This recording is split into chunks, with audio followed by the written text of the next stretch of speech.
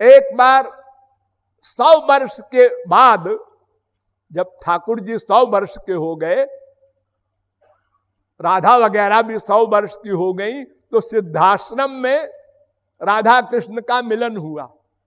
राधिका वगैरह भी गई, सब गोपियां, और ठाकुर जी के यहां से सब 16,108 रानियां आई, सब गले मिले। तो रात को सोते समय रुक्मिणी ने राधा को दूध पिलाया, ज्यादा गर्म दूध पिला दिया। राधिका को क्या असर होना है, उन्होंने पी लिया, कुछ कहा नहीं। इसके बाद रात को सोते समय श्री कृष्ण का चरण दबा रही थी रुक्मिणी, तो फफोले पड़े थे पैर में। तो रुक्मिणी ने देख के एकदम आश्चर्ययुक्त होकर ठाकुर जी से कहा, प्रियतम ये फफोले कैसे? तो ठाकुर जी ने कहा, बता दूं? हाँ हाँ। श्री राधिकाया हृदयारविंदे पादारविंदम ही विराजते में अद्योष्ण दुग्ध प्रतिपान तोंघ्रा भुच्छालकास्ते मम प्रोच्छलंती। आज तुमने गरम गरम, अधिक गरम उबलता दूध पिला दिया राधा को, और उनके हृदय में मेरा चरण रहता है, इसलिए वो गरम दूध मेरे चरण के ऊपर पड़ गया, फफोले पड़ गए। रुक्मिणी को बड़ा आश्चर्य हुआ, मैं कुछ नहीं हूं, ये जब देखो राधा राधा करते रहते, नहीं समझ पाई। ठीक है, अपना चली गई, ठाकुर जी भी चले गए द्वारिका, राधा वगैरह भी आ गई ब्रज में। तो ठाकुर जी ने कहा, इनके दिमाग में बीमारी है, मैं जब ब्रज की प्रशंसा करता हूं या राधा की प्रशंसा करता हूं तो इनको बड़ी फीलिंग होती है कि आखिर क्या कमी है मेरे अंदर, सुंदरता हो या सेवा में क्या कमी है, जो ये सोते हुए भी राधे राधे बोल पड़ते हैं। अरे ब्रज की क्या बात है, ब्रज का प्यार कहां हो सकता है। अब बताओ, किसी की विवाहिता स्त्री ये सुने तो वो क्या सोचेगी मन में। तो ठाकुर जी ने कहा, इनके दिमाग की बीमारी को हटाना है। तो सवेरे सवेरे जैसे ठाकुर जी उठे तो आपका हाथ मुंह नहीं धोने गए और ऐसा करने लगे। रुक्मिणी वगैरह ने कहा, ये क्या हुआ भाई, अच्छे खासे तो थे, अब सब रानियां इकट्ठी हो गई, बहुत दर्द है, असह्य पीड़ा हो रही है, मैं नहीं बचूंगा। अब ये वाक्य पति का कोई स्त्री सुन ले, बताओ क्या हाल होगा उसका। वो अपने विधवापन को सोचने लग जाएगी। इतने में नारद जी आ गए। भगवान ने ही नारद जी से कहा, इधर आओ। सब भीतर से चाबी घुमाते हैं, गुरु घंटाल तो वही है ना। नारद जी आए और ठाकुर जी उसी प्रकार से हाय हाय कर रहे थे। नारद जी ने देखा कुछ गड़बड़ मामला है आज। हाँ, रुक्मिणी वगैरह ने कहा, नारद जी आप अच्छे आ गए, नारे प्राण वल्लभ को बहुत कष्ट है, सहा नहीं जा रहा है दुख, तो आप कुछ कीजिए। नारद जी ने कहा, मैं कुछ करूं, फिर से बंदर का मुंह बनाऊं अपना। एक बार तो बंदर बन चुका हूं। चलो इन्हीं से पूछते हैं, महाराज आपको क्या कष्ट है। अरे बड़ा कष्ट है नारद। अच्छा महाराज, इसकी दवा कहां है। दवा भी आप ही जानते होंगे, जब आप बीमारी बना सकते हैं तो उसकी दवा भी जानते होंगे। हाँ हाँ हाँ, दवा है इसकी। अगर कोई संत अपनी चरण धूली दे दे तो मैं अच्छा हो जाऊं। संत चरण धूली, मैं भी तो संत हूं। नारद जी के समान कौन संत होगा? भगवान के अवतार भी कहलाते हैं, ब्रह्मा के मानस पुत्र। लेकिन मैं चक्कर में नहीं पड़ता, पता नहीं क्या नाटक है इनका। महाराज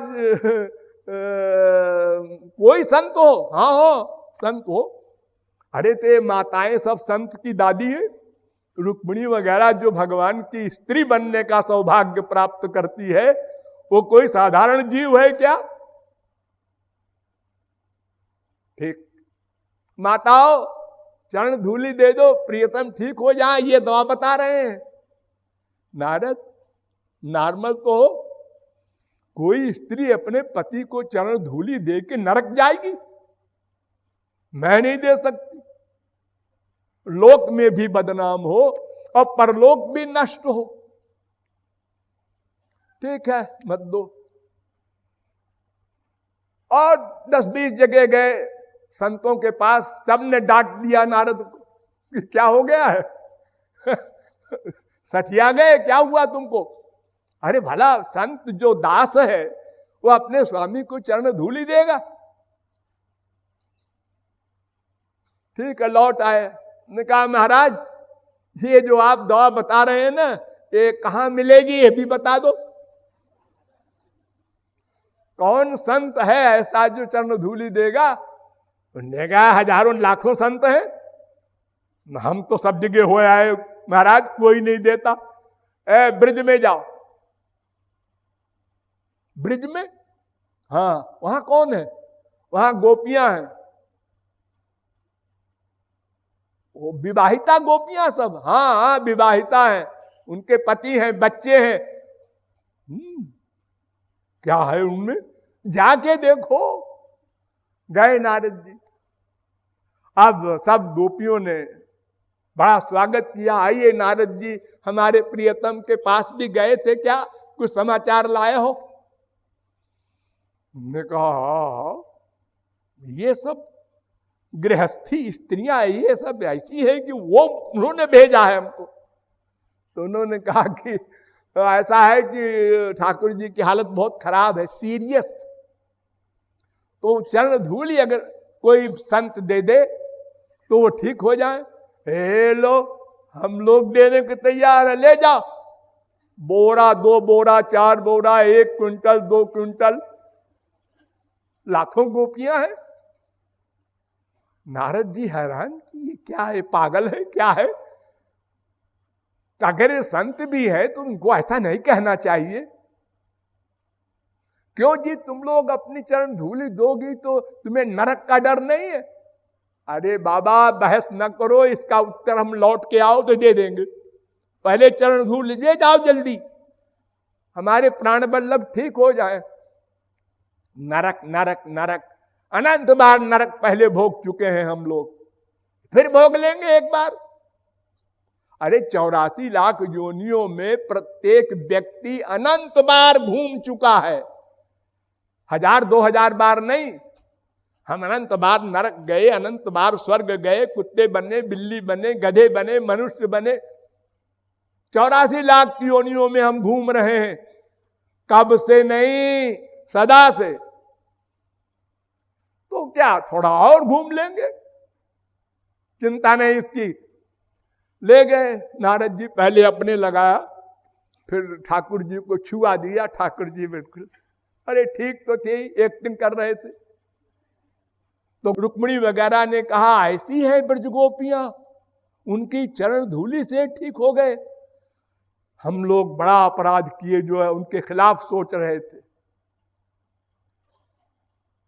तो राधा तत्व निष्काम प्रेम के भी अंतिम अवस्था मादनाख्य महाभाव का स्वरूप है। तो श्री कृष्ण नहीं जान सके तो उसको और कौन जानेगा।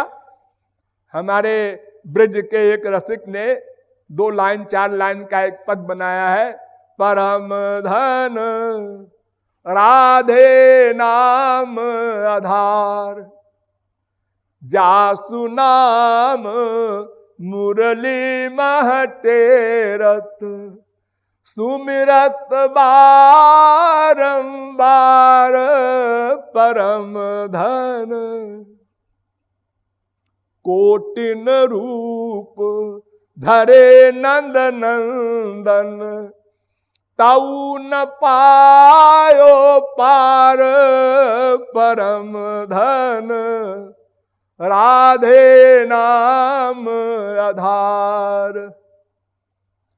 वो राधा तत्व है। तो आप लोग तो सिद्धांत में इतना ही समझिए कि दोनों एक है, आत्मा भी एक है, कोई भेद नहीं। श्री कृष्ण ने कहा राधा से एक बार कि देहस्ते हम त्वमपि च ममासीति हन्त प्रबादा, प्राणस्ते हम त्वमपि च ममासीति तावत् प्रलापा। त्वं मे ते स्या महमपि च तद्बाधितं साधु राधे, नो युक्तौ नौ प्रणय विषये युष्म दस्मत् प्रयोग। हे राधे, मैं तुम्हारी देह हूं और तुम हमारी देह हो। इतना गंभीर प्यार, मैं तुम्हारी देह हूं और तुम हमारी देह हूं, ऐसा अगर मैं कहूं ये बकवास है। तुम मेरी प्राण हो और मैं तुम्हारा प्राण हूं, ये भी बकवास है। फिर क्या कहें? तुम मेरी हो, मैं तेरा हूं, ये भी बकवास है। तो फिर क्या सही है? हमारे तुम्हारे विषय में मैं और तुम का प्रयोग नहीं होना चाहिए, ऐसा स्वरूप है हम दोनों का।